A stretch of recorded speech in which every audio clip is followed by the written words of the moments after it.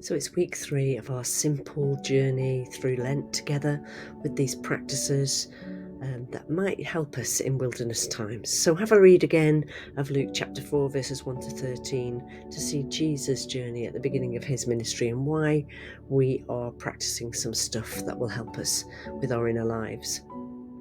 So the verse for this week is from Psalm 9 that we're meditating on, and it is, "You are my stronghold in times of trouble." So we can take the meditations that we learnt in week 1, going outside for a walk with that in week 2, and then this week, just the really simple basic practice I have of taking my first cuppa in the morning, holding it in both hands and knowing I am held. It kind of goes with this passage, "You are my stronghold." But the Hebrew for stronghold here actually is about being placed high up and out of reach, which I also really love. So it might be, if the cuppa thing is not for you, it's time for you to find some high places to get some perspective on your life by maybe going up a hill or a mountain if you can.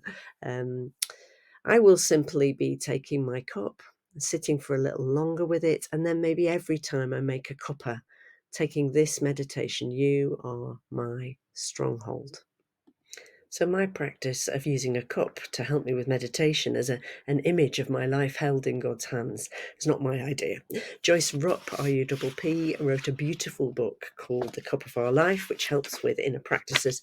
One of the poems in there that really struck me was this one, "Generous God, so many times I've come with my empty cup, a beggar of the heart, devoid of nourishment, depleted of energy, and you have filled. Generous God, so many times I've come afraid of unknowns, full of negatives and no's, fighting the challenges closed and resistant to growth, and you have opened.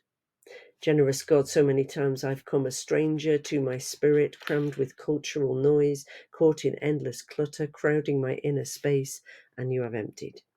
Generous God, I come to you again, holding out my waiting cup, begging that it first be emptied of all that blocks the way, then asking for its filling with love that tastes like you." I take a little time to choose the cup in the morning that I'm going to use. I have a lot of them, a lot of different mugs and cups I like. And I know that each one is precious and important, a little like our lives, sometimes full, sometimes empty, always loved, always held.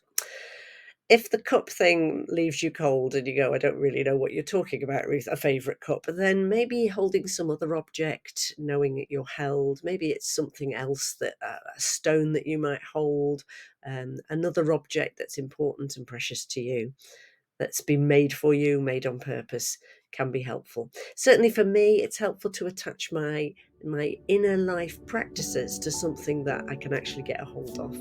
This might not be for you, but try it this week and see how you get on.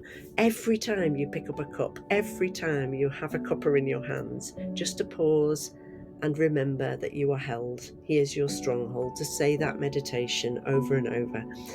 See if that's helpful to you this week.